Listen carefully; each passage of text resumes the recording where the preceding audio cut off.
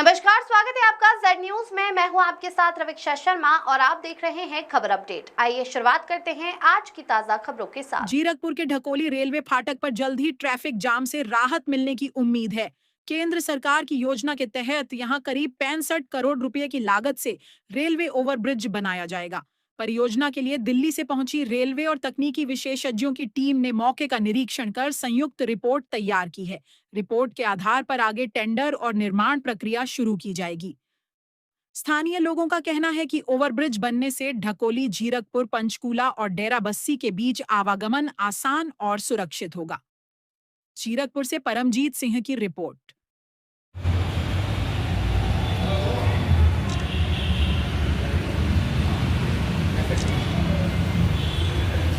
Sir, ये team आई है दिल्ली से इंस्पेक्शन करने के लिए, क्या मैटर है और कब तक ये जो ओवरब्रिज का काम शुरू होगा? ये आज का जो मैटर है, ये दिल्ली की जो टीम है इनके जो सीनियर सेक्शन इंजीनियर है मिस्टर कमल किशोर जी, और इनके साथ 3 बंदे और आए हुए हैं अलग अलग सेक्शनों के। तो इनका आज का आने का पर्पस मेनली यही है कि जो इन्होंने नक्शा अभी तक फाइनल किया है उसको ग्राउंड जीरो पे प्रैक्टिकली देखने आए हैं कि इसकी वायबिलिटी क्या है।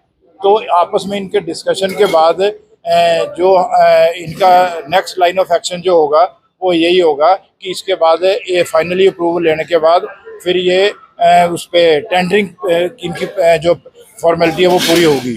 टेंडरिंग की फॉर्मेलिटी के लिए जो मिनिमम नॉर्म्स है 1 से 1.5 महीना लगेगा।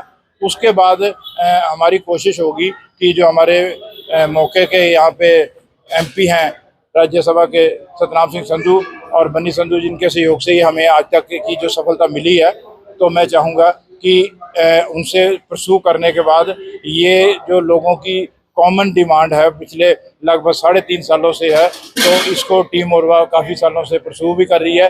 तो अब इसका जो प्रैक्टिकली शेप, इसका अमली जामा पहनाने की स्टेज दिख रही है। तो मैं आपका मीडिया भाइयों का और इलेक्ट्रॉनिक चैनल का सभी भाइयों का आभारी हूँ जिन्होंने अपने समय समय पे हमें इस को कामयाब करने के लिए हमें सहयोग दिया। तो आज आपकी उपस्थिति इस बात को सुनिश्चित करती है कि लोगों की चिंता आपको है, जिला प्रशासन को मैं समझता हूँ शायद कम है, क्योंकि इसकी हाइट रेलवे के नॉर्म्स के मुताबिक 6.53 मीटर हाइट रहेगी इसकी। और इसकी आगे MS एनक्लेव की तरफ अगर मंदिर से हम टुवर्ड्स थाने की तरफ जाएं तो वहाँ ये आगे जाके दो तरीके से डिवाइड हो जाएगा, एक PNB बैंक की तरफ, एक थाने की तरफ। वहाँ से ये T बनेगा, इसका नक्शे के मुताबिक T से घूम के ऊपर आएगा। और इस नक्शे की खासियत ये अच्छी लगी हमें कि ये दोनों जगह प्रोविज़न दे रहे हैं, नीचे भी 2 व्हीलर 3 व्हीलर और ये कार के लिए और पेडेस्ट्रियन के लिए नीचे रास्ता दे रहे हैं। ये प्लस पॉइंट है इसका, और ऊपर तो रहेगा। तो ये लगभग इसका जो ऑलरेडी 65 करोड़ की भी लागत इसके ऑलरेडी पैसा अप्रूव हुआ है। टोटल फंडिंग अम्ब्रेला स्कीम के तहत, जो रेलवे की अम्ब्रेला स्कीम है उसके तहत ये 65 करोड़ रुपया ऑलरेडी सैंक्शन हो चुका है।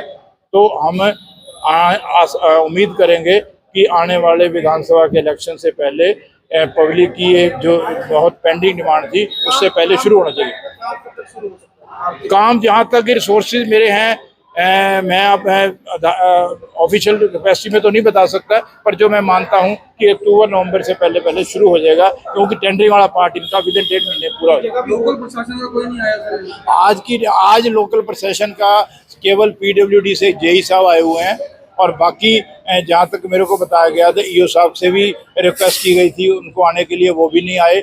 SDM साहब या जिला के अन्य जो उच्च अधिकारी है उनसे भी उम्मीद कर रहे थे कि वो आएंगे, क्योंकि ये जनता की काफ़ी सालों की इस एरिया की डिमांड थी। तो मैं आज अगर एडमिनिस्ट्रेशन इसमें एब्सेंट है तो मैं समझता हूँ कि उनको चिंता हमारी कम है, और मीडिया भाइयों को ज़्यादा चिंता जो आज सारे अपने मेजॉरिटी में हमारे साथ आए हुए हैं। Thank you so much.